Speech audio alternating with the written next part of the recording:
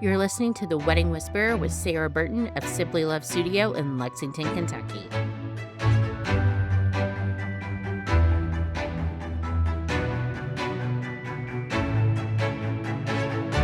Hello, and I am Sarah with the Wedding Whisperer podcast, and this is our first time videoing a podcast, and I'm super excited. I have Trevor and Shanna here from Bayou Bluegrass Catering, and we're going to jump right in. You are a husband and wife team.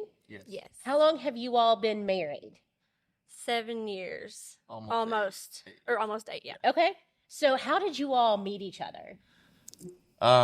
We met through mutual friends. A friend of mine, Craig, his girlfriend Leah was friends with Shanna, and we would go out in groups together. And then I think I must have made quite the impression on her, because a few days later I had a couple unread messages in my Facebook Messenger from her.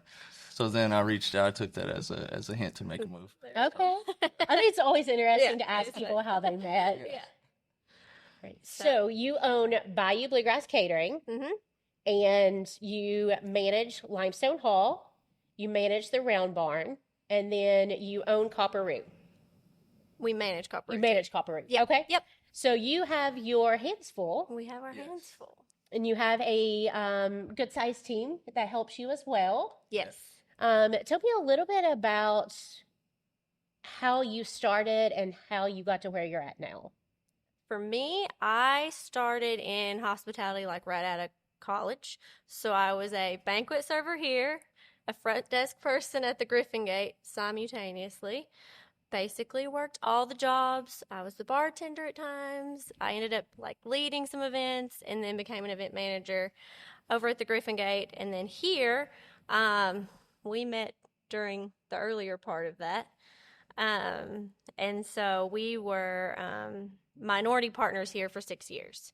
And then we bought the company out in 2021. So his story's a little different than mine. As far as hospitality and catering, I had zero experience in the industry before I met her. I had a lot of experience in sports, heavy equipment operating, construction, managing construction crews, that sort of thing. And then we met, and I was working up in northern Kentucky still. And then I moved to Lexington, and I would help her after my other job and on weekends.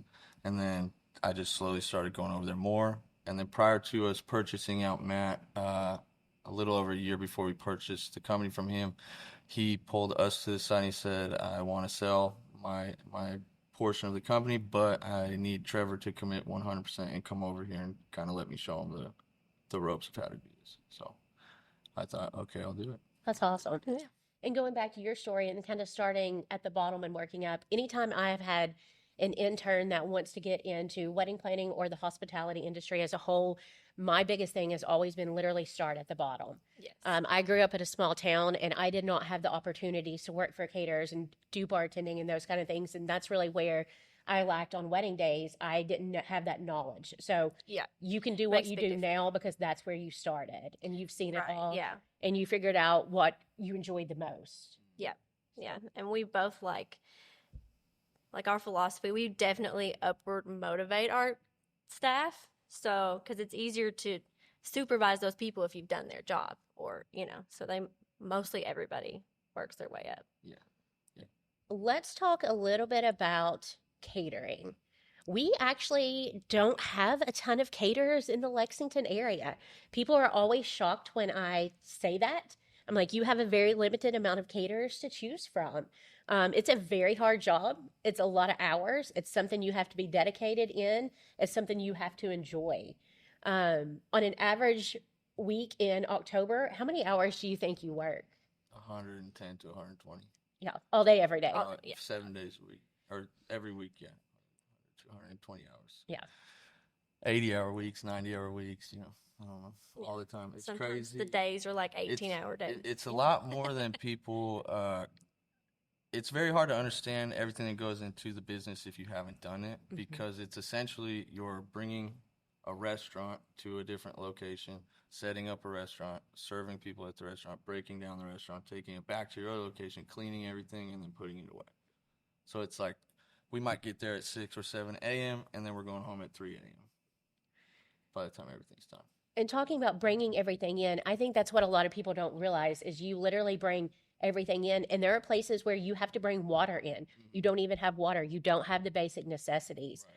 And sometimes people wonder why things cost what they do. And it's because of that. And you have to have the labor to go with that. Oh, yeah, absolutely. And so, talk to me a little bit about catering prices whenever you are quoting for a venue like Limestone Hall, where you are the in house caterer, versus maybe somewhere that is like an hour and a half outside of Lexington. Are those prices typically the same, or are they going to be different based on the venue, how far out, that kind of thing? The food itself is going to be the same. It's just when we go to those places, you're probably going to have a travel fee because we have to keep in mind our staff is on the clock from the moment they hit the building. They have that travel time too. And then also all the rentals that we have to bring in. So some places we have to bring china, silver, glass. So those things are going to be added to the catering costs, whereas they would be included here. It depends a lot also on the venue that we're going to or the location we're going to, whether they have adequate heating equipment and warming equipment so that we can ensure the quality of our food isn't compromised. Right. And our event managers, we created maybe like a year ago a spreadsheet. So we have all the venues we go to on that spreadsheet, what they do and don't have, like are we going to need to bring linens in China? Is there a kitchen there? That's or brilliant. a workspace? So they have that kind of cheat sheet when they go to quote something on what this place has, what we think the client's going to need. And it also matters a little bit if they're getting a plated meal versus a buffet. You don't need quite as much equipment with a buffet. So. Yeah. Are there particular kinds of food that you recommend if you are going off-site versus on-site?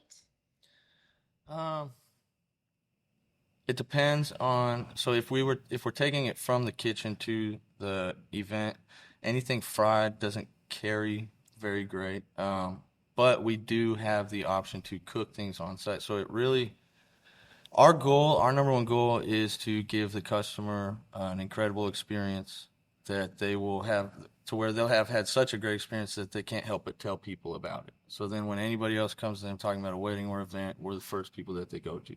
So we don't care to put in the work or time or get the proper equipment to bring things to these places to make sure that the food quality is at the level we want it.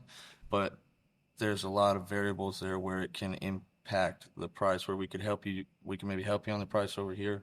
And if they're dead set on certain things at certain locations, well, there's certain requirements that make it that will have to ensure the food level quality is top level. Okay. And then something that we talk about on almost every episode of the podcast in some form or fashion is the bar and alcohol. People just don't realize how much goes into that, how many laws there are in the state of Kentucky. I don't even know how to start the conversation because there's so much we could talk about. Let's start with a caterer with a liquor license. There are many venues that is the requirement for their wedding day is the caterer has to have a liquor license. For example, the Signature Club. Tell folks that don't know what that means, what it means. It means that we are, if anything should happen, we are the ones that are insured. We're responsible. We have a contract with that client. So on the day of, we bring in everything we need. We take it away. But if we were to overserve someone or anything like that, we have the insurance to cover that. So that's the big premise there.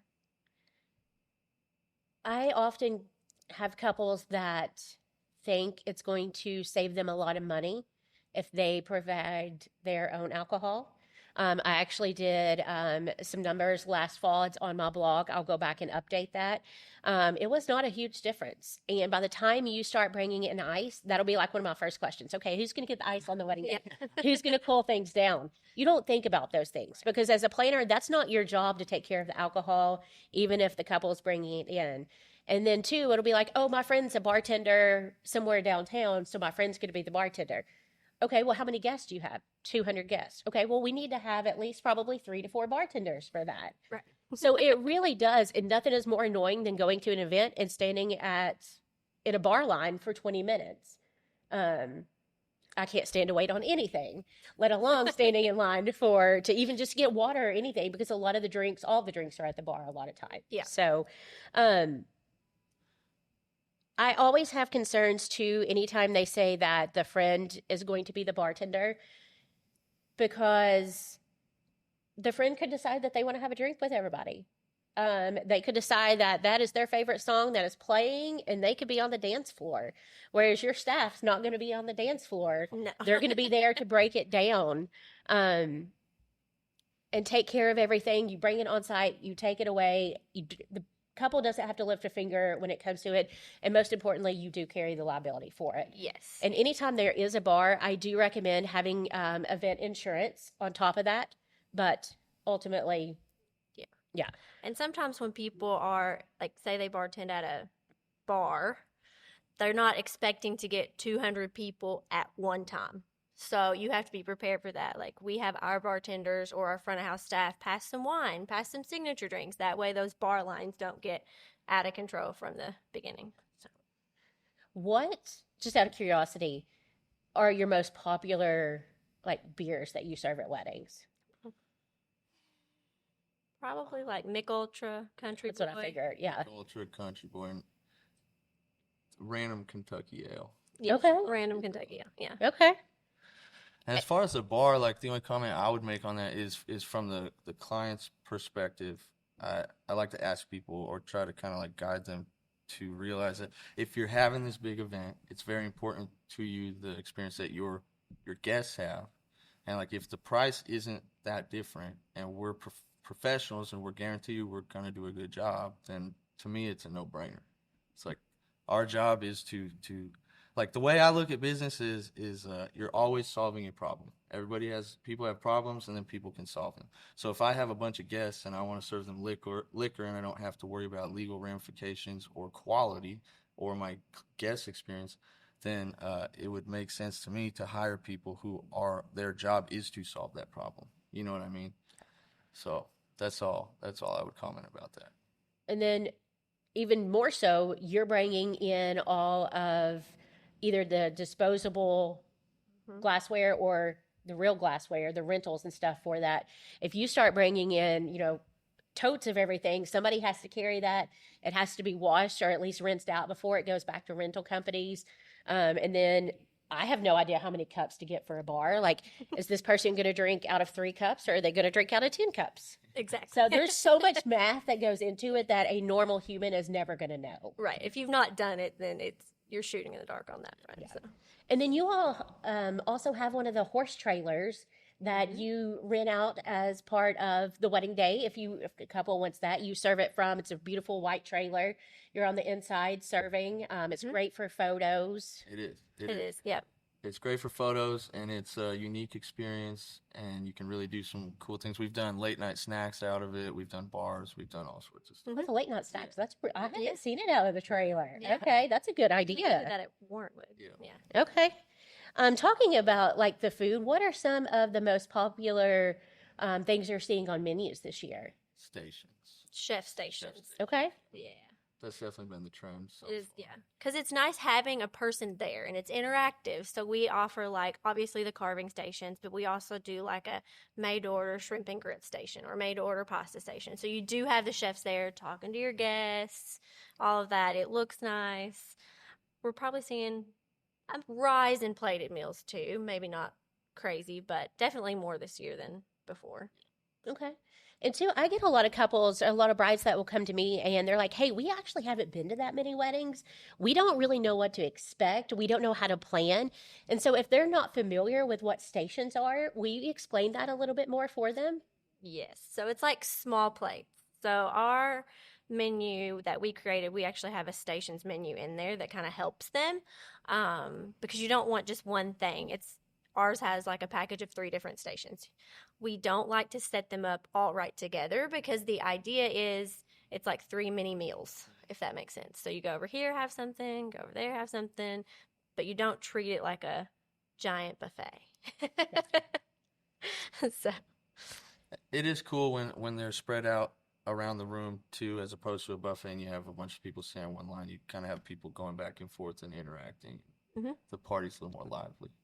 What are some of the popular foods that you see on the stations? I know you mentioned shrimp and grits. Taco stations, Lots of talk. Italian stations. Excuse me, definitely Alfredo and spaghetti and stuff like that. Yeah. It's really cool because they can go and we'll have like a bunch of toppings and like for a pasta station we'll have white and red sauce and all the different types of sausage or peppers and things you can put in so they get a little more interactive with it and they get to make a little bit more of like a custom dish for the guests. So one of the things that I see or I hear from couples is like, oh, we saw that they have a station option, so we're going to do the taco station. Okay, what other stations? Oh, we only want the taco station. It doesn't work like that. No. You definitely Because it is smaller portions, a smaller plate, and you would not send all 200 guests up to get a small plate of tacos. It's like you have a package of 3. Right. You need at least that many for your guest. Yeah. And to spread people out enough that you don't get crazy lines or, a bottleneck anywhere. And then if a couple works with you, or they're interested in information from you, what is the process for reaching out? How does that work? So we have 3 event managers, Dana, Allison, and Casey. We kind of act as the gatekeeper. So ideally, when we get leads, of course, we advertise on like the Knot and Wedding Wire. They split those up. But when we get leads like through our website, Trevor or I will look and see who's available for that date and then send it to that person. So that way, ideally, they can work with the same person the day of. It's not a perfect system, but for the most part, they are able to be there on the day of their event. And if not, we do have a system that we put in place so that whoever is going to be their lead, if it's not the event manager they've been working with, then we would do like a meet and greet like a couple weeks or a month out with whoever's going to be on site. So you're not getting this new person the day of. And I think that is more common in bigger cities than it is here. And a lot of the hotels will do that here. And I think people just aren't as used to that from a smaller company. Right. And then you offer tastings. Every catering company offers tastings differently, which is totally okay. Share with me how your tastings work. We do quarterly tastings, and then you can also request a private tasting. Okay. When you talk about your quarterly tastings, those are typically at Copper Roux. Yes. Okay. And so your couples that you have contracts with, that with your different venues or offsite, they come in and I swear you literally put everything out. Every table is full of food. It is. And it's not the whole menu. Some people think it's going to be the whole menu. There's not enough room in that building for that. But we do, it's probably 50 or 60 items. It's a lot. It's a lot. Yeah. Yeah. So It gives you a good idea of what we do and like our style, our chef styles and stuff. And it gives the client a little bit more clarity if they're on the fence about certain dishes that they're leaning towards. And is it typically the bride and groom that come for that? maybe in one set of parents, we allow up to 4. Okay. So they can RSVP for up to 4 guests. We try to make sure everybody at least, they get to come to one of those throughout the planning process. We do have a few like planners like you or some venues that will refer some of their clients that they would be, really interested in our services. And a lot of times when they do come, they will end up booking with us because, we do a really nice job with that. And our chefs are amazing when it comes to putting all that food out. So. Talk to me a little bit about your chefs. How many chefs do you have? Well, we have Chef Estella is our executive chef, and then Jorge, Wendy, Wilman. We probably have about 10 people that help in the kitchen. Oh, wow. Yeah. Okay. Yeah. And then I guess as far as like service staff, we probably have about 50 that work for us regularly, and then everyone just kind of tries to help each other. Like the front of house can't do without the kitchen, and the kitchen can't do without the front of house. So our biggest thing is we really are big on culture, and we wanted to show people that if they work really hard and they become valuable to the company, then the company is going to compensate them fairly and take care of them.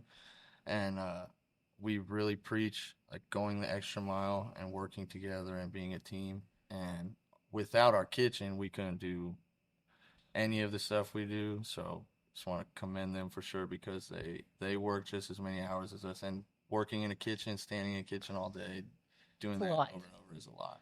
Like, it's hard. And even like you all do Thanksgiving meals, Easter dinner, like they work hard for that. Yes, they do. And then let's talk a little bit about tipping. Tipping, tipping, tipping. All we do is tip. I literally have a notes on my phone because I wanted to see how much I tipped in the month of March. I love that. I have We need to tipped do that. every day except for 3 days so far, and it's the 20 something. So, There you go. and now that I'm realizing how much I'm tipping, I'm like, whoa, okay, we got to reel it back a little bit. Obviously, your service staff is compensated. And in your contract, there is a service fee, correct? Correct. Is that 18%? 20. Okay. Yep. It's either 20% or sometimes when we have like a smaller group, we'll do like a per staff person charge. But one or the other, that's always on there. That takes care of your event staff that's working the actual event. Our food cost takes care of kitchen labor. But we did actually this year, last year, add a line for gratuity because some people do assume that service charge is a tip. So yeah, and it's not. And that's something I think when I've talked to the different caterers on the podcast, I really wanted to get across. That is literally just paying their salary, and it's not the gratuity. Right. And so if someone does want to leave a gratuity for them, especially if it's 100 degrees outside in June and they have working in a field somewhere and sweat's pouring and they are hustling, absolutely consider giving your staff a gratuity, and even if they're not in a field somewhere, because I know how hard they work. Yeah. Exactly. What do you typically recommend that they would give as a tip? I usually leave that up to them. That's kind of how I am with tipping, and we've had people give incredibly generous tips to our staff, and then people who didn't do not anything great, but they still gave a tip. I just say it's up to their discretion. Me personally, I just try to, if someone does a great job for me, I want to show them that I appreciate it by giving them a tip. What do you think?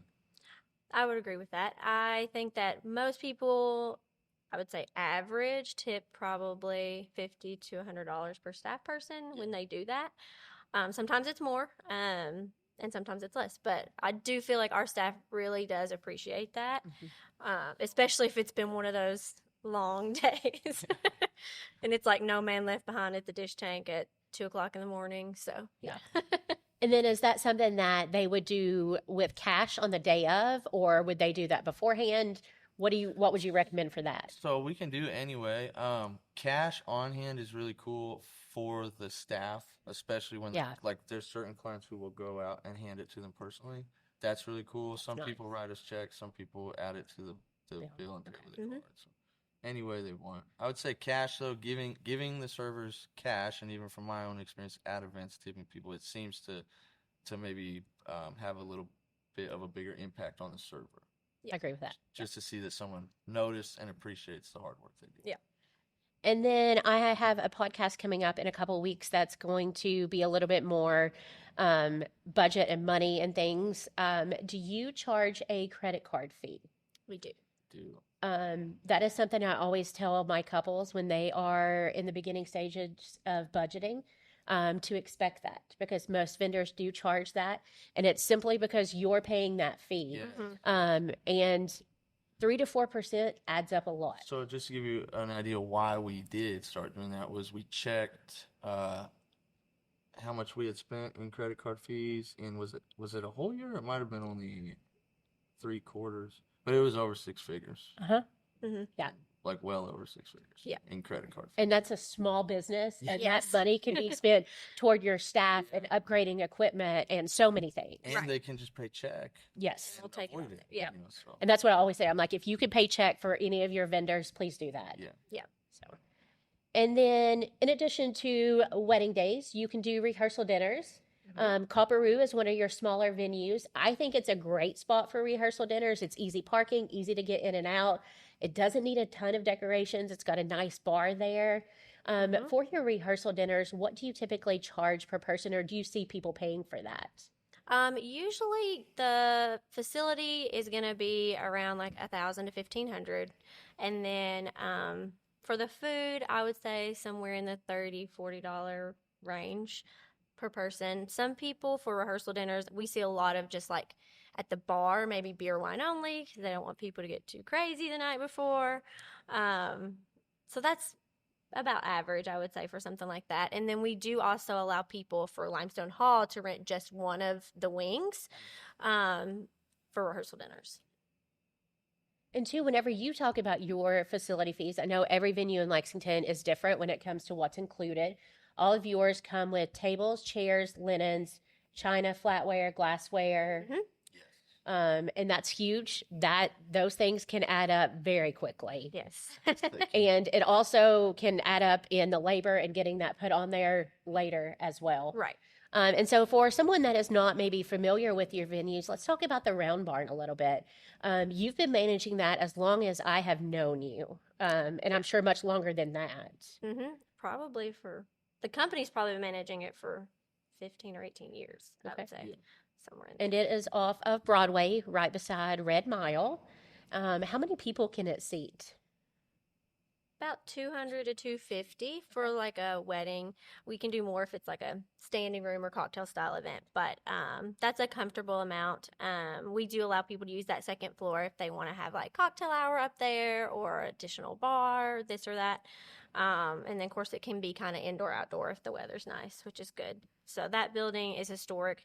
Trevor and I just became board members there, which we're pretty excited That's about. awesome. So we'll have some things in the future, I feel like. Yeah, it's a very cool venue because it's located really close to the heart of downtown. It's right by the Red Mile Casino if you're into slot machines or anything like that. And then we are in the process of putting some landscaping around the outside, so we're going to make that look a little better on the outside. But the building was built in the 1800s, and it's got I did not know. a lot of historical elements to it. Some people say that Union soldiers during the Civil War stayed in that barn for a short while, and there's some other things you can read about the history. But it's That's awesome. I had no idea. Yeah. Okay. And then couples, one of the good things about the Round Barn is that couples can use the outside, the big red doors, as a ceremony backdrop. I know that's really common, and a lot of couples want to have ceremony and reception at the same place, so that makes it super easy. You've got a couple of hotels literally within a half a mile to a mile there.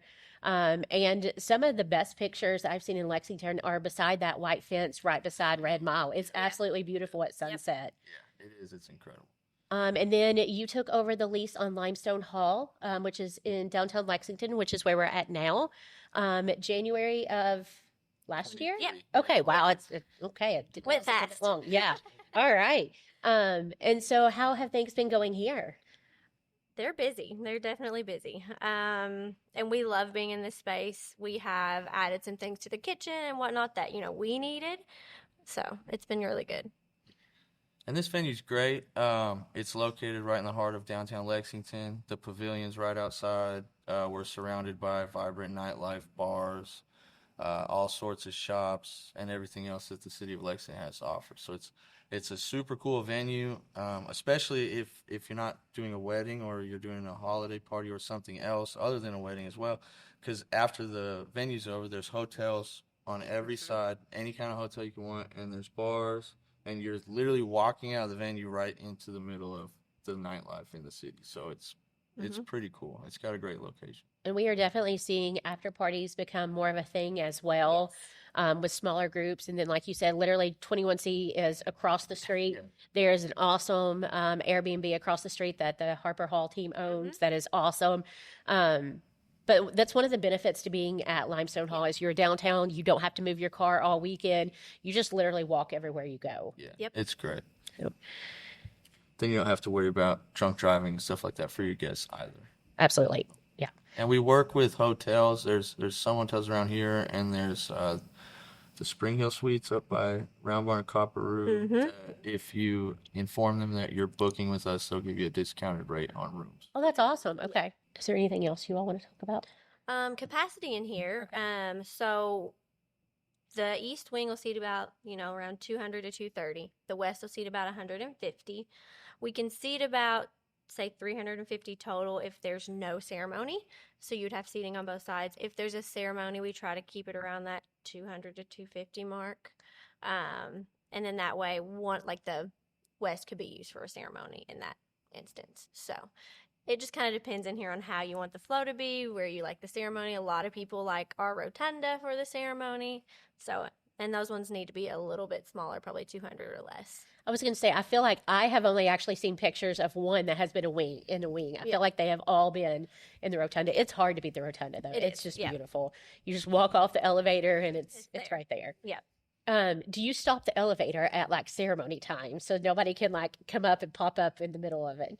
We can. We have the ability to have that preset. Our elevators are on a timer, so as long as we let them know to have it stop for a little while, we can. Because I'm the one that would be late and pop up and be like, I'm here, guys, 2 minutes late, sorry. And we usually have a staff member down at the bottom of the elevators, and there's a staircase to get up, so if that did happen, they could walk them up through the staircase. Okay, perfect. Well, thank you all so much for joining me today. I know that you have social media for Bayou Bluegrass and Limestone Hall, the Round Barn, and Copper Roux. They all have different pictures. People can see pictures of your food. I'm sure there's pictures of your tastings on there, how your staff sets up tables. Literally, it tells you all the things you need to know about Bayou. Definitely. And if they are interested in reaching out, they can go to BayouBluegrass.com. Yep. And there are more photos of the different venues. There's pricing. There's capacity list. All of that on there. And there's a contact form they can fill out and kind of give us some information. So. Perfect. Well, thank you all so much for joining me today. Thank you.